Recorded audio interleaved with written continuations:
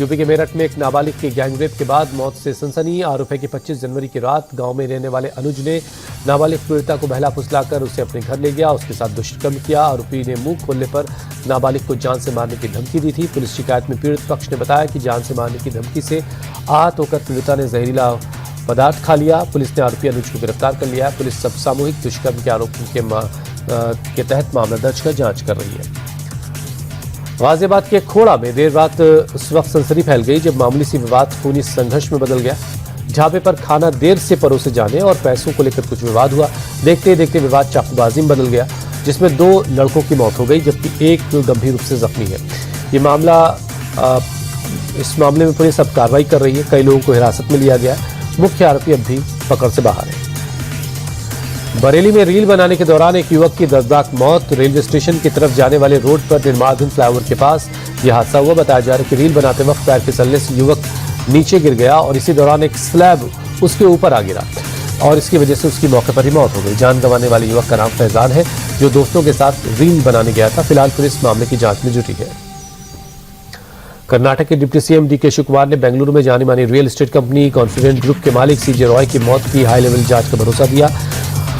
शुक्रवार को income tax ने उनके ऑफिस पर रेड की थी। रेड के दौरान सीजे रॉय ने दूसरे कमरे में जाकर पिस्तौल से खुद को गोली मार ली।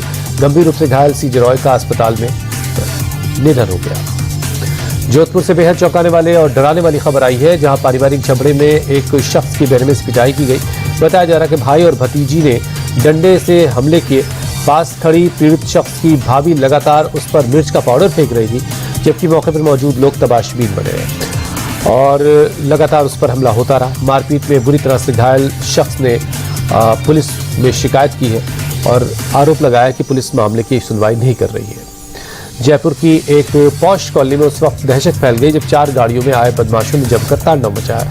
गाली गलौज करते हुए बदमाशों ने घर के बाहर खड़ी गाड़ी में तोड़फोड़ की, घर पर पथराव किया। आरोप है कि बदमाशों ने घर में घुसकर जान से मारने की धमकी दी। इस दौरान परिवार बदमाशों से वहां से जाने के लिए गुहार लगाता रहा। ये मामला गुरुवार रात का है, जिसका वीडियो अब वायरल हो रहा है।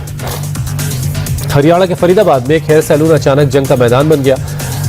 टेरा लेवेनियम सोसाइटी के बाहर हेयर कटिंग के लिए आए कॉलेज के 2 छात्रों पर कुछ लोगों ने अचानक हमला कर दिया। बदमाशों ने लाठी डंडों से दोनों को जमकर पीटा और मौके से फरार हो गए। पुलिस के मुताबिक दोनों छात्रों का कॉलेज में कुछ लड़कों के साथ विवाद हुआ था। फिलहाल पुलिस सीसीटीवी के आधार पर हमलावरों की तलाश कर रही है। मध्य प्रदेश के रीवा में टनल के अंदर स्पोर्ट्स बाइक से जानलेवा स्टंट का वीडियो आया सामने। वीडियो में दिख रहा है एक शख्स कभी गाड़ी पर खड़ा हो जाता है तो कभी दोनों हाथ छोड़कर बाइक चलाता है। हैरानी की बात यह है कि इस दौरान टनल में दूसरी गाड़ियां भी चलती हुई दिखाई दे रही हैं, जिससे किसी वक्त भी हादसे की आशंका रही। फिलहाल स्थानीय लोगों ने इसके खिलाफ कार्रवाई की मांग की। आप ऐसे स्टंट करने की भूल बिल्कुल न करें।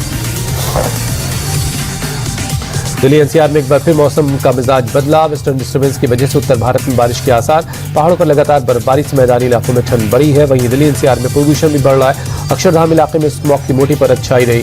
एयर क्वालिटी इंडेक्स 327 रहा, जो बहुत खराब श्रेणी में आता है।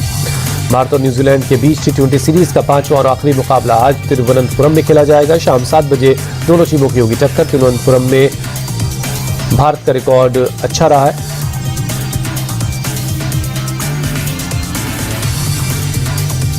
T20 वर्ल्ड कप में बांग्लादेश के बॉयकॉट पर पहली बार श्रीलंका ने चुप्पी तोड़ी।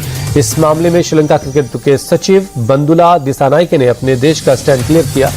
दिसानायके के मुताबिक श्रीलंका किसी भी क्षेत्रीय विवाद का हिस्सा नहीं बनना चाहता। भारत, पाकिस्तान और बांग्लादेश के बीच चल रहे विवादों में हम तटस्थ की भूमिका में रहेंगे। श्रीलंका क्रिकेट के सचिव बोले, अगर भविष्य में किसी देश की तरफ से अनुरोध आता है तो वो मेजबानी के लिए तैयार है। T20 में भारत के शानदार प्रदर्शन पर इंग्लैंड के विस्फोटक बल्लेबाज फिल सॉल्ट का बड़ा बयान। सॉल्ट ने कहा, T20 में टीम इंडिया के वर्तमान फॉर्म को देखते हुए उन्हें हराना बेहद मुश्किल चुनौती साबित होगी। भारत को हराने के लिए थोड़ी किस्मत की जरूरत होगी। पिछले वर्ल्ड कप के बाद से T20 में टीम इंडिया सबसे सफल टीम रही है। सॉल्ट ने फिलहाल भारत को T20 का सबसे मजबूत टीम करार दिया।